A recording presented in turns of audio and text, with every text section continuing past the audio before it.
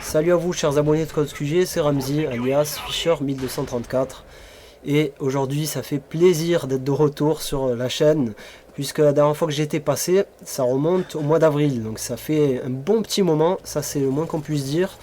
En tout cas, pour pas changer aujourd'hui, je vais vous commenter la partie d'une autre personne parce que vous le savez, hein, les habitués le savent, c'est vraiment une particularité de mes vidéos de Fisher en manette. Je commente jamais mes propres gameplays parce que je veux apporter de la diversité. Donc je commente soit des parties de mes abonnés, des matchs de team ou des concours que j'organise moi-même. Comme ça, au moins on voit des armes différentes, des stratégies différentes, des façons de faire différentes. En gros, on s'ennuie pas, quoi. On voit jamais la même vidéo. Et je trouve que c'est intéressant, surtout lorsqu'on voit beaucoup de vidéos sur Call of Duty. Hein, sinon, on peut rapidement en avoir marre. Donc aujourd'hui, on regarde la partie de Binou sur Black Ops. Et ils jouent en domination. Donc ça, vous le voyez, c'est un peu mal parti puisqu'ils ont déjà 2 drapeaux en moins. Et ils n'ont pas réussi à capturer B. D'ailleurs, si je peux vous donner un conseil, il faut toujours prendre B en premier, avant les ennemis. Comme ça, au moins vous êtes tranquille par la suite. C'est les ennemis qui vont galérer pour le reprendre. C'est toujours un point très combattu. Il y a toujours des grenades, des tirs ennemis. Ça n'arrête pas du début à la fin. Hein. C'est normal, hein. C'est le point qui est sur le milieu de la carte.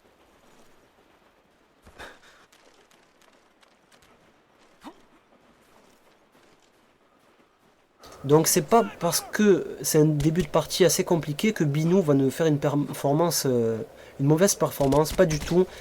Au contraire, vous allez le voir, il va être très utile par la suite. Donc il joue à la K47 double chargeur, vous l'avez remarqué. Et ça, c'est soit un avantage, soit un inconvénient selon les joueurs. Et je trouve que lui, il s'en sort bien avec ça, parce que déjà, il joue intelligemment. C'est le genre de joueur qui contourne efficacement les ennemis. Et ouais, il n'a pas vraiment besoin d'un silencieux parce que lorsqu'il tire des balles, il reste pas super longtemps. Il va tout de suite se planquer pour pas se faire tuer. Et c'est grâce à ça d'ailleurs qu'il va pas mourir une seule fois dans la partie, je vous le dis tout de suite. Et vous voyez, hein, regardez, il y a un Blackbird, et c'est pas pour cette raison qu'il va foncer dans le tas et essayer de tous les tuer. Au contraire, d'ailleurs, regardez, là, c'est vraiment cette partie de la vidéo qui caractérise vraiment le joueur. Lorsqu'il voit des ennemis, il tire quelques balles et il n'insiste pas. Hein. S'il voit que ça marche pas, ça marche pas. Et je trouve que vraiment on devrait s'inspirer de ça, nous joueurs de Call of Duty. Moi le premier, parce que assez souvent on veut faire un peu les fous.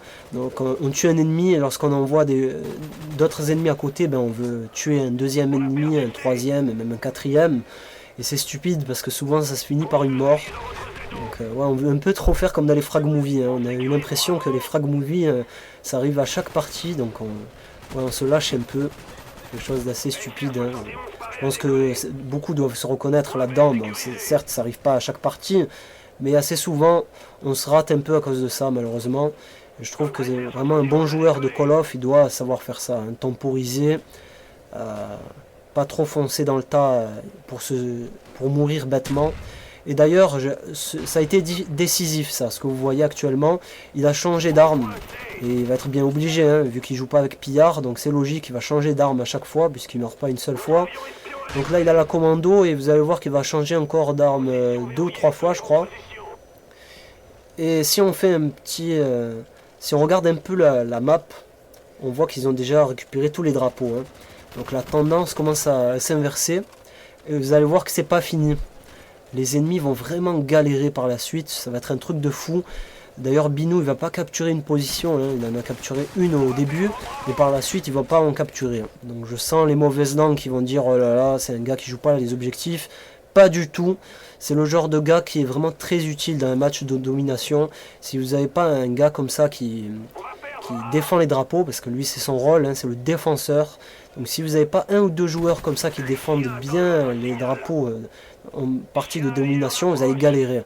Parce que toute la partie, vous allez courir de droite à gauche, vous allez capturer C, ensuite vous allez partir pour reprendre A, et l'ennemi va prendre C pendant que vous n'êtes plus là. Donc vous voyez, c'est stupide, c'est le jeu du chat et la souris, ça n'a aucun sens.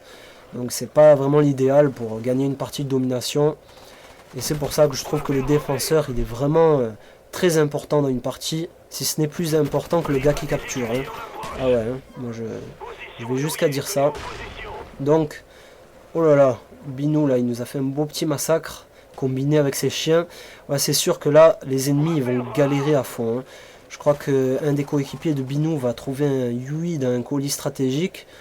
Donc combiner le Yui avec les chiens, les Blackbirds, bah, les ennemis ne peuvent plus rien faire.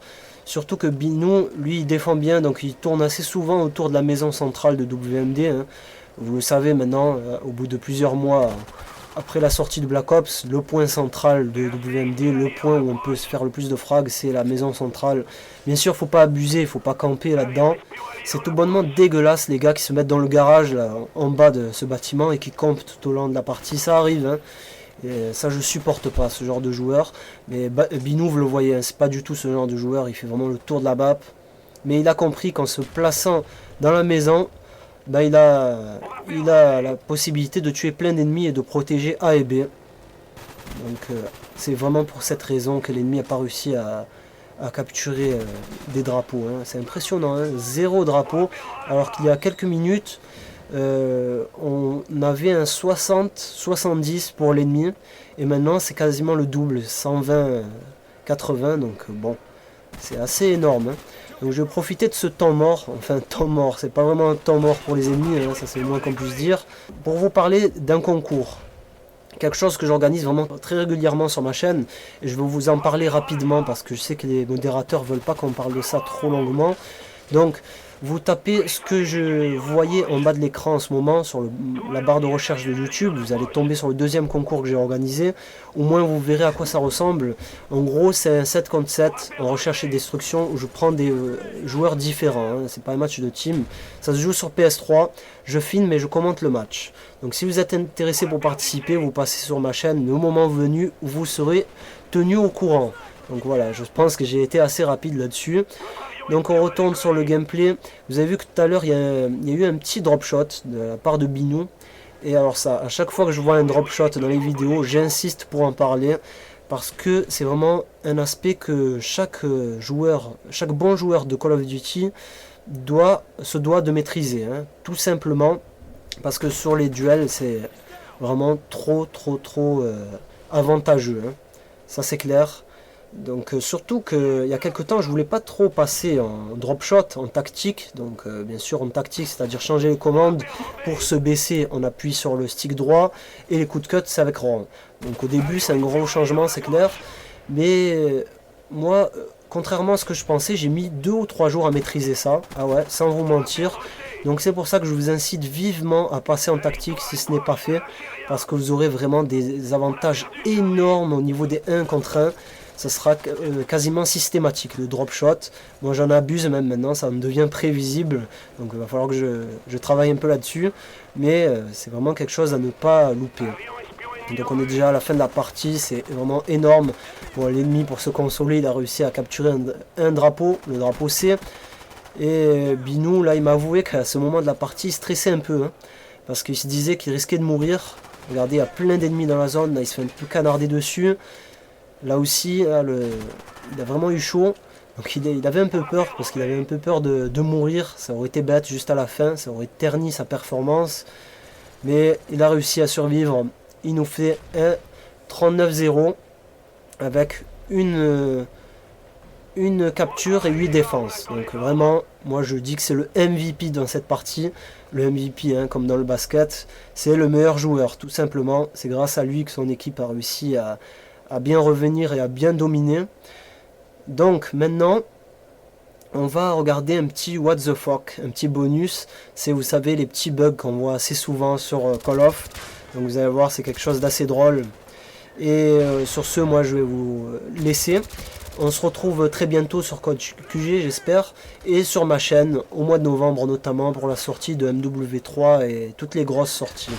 Allez, salut et à la prochaine.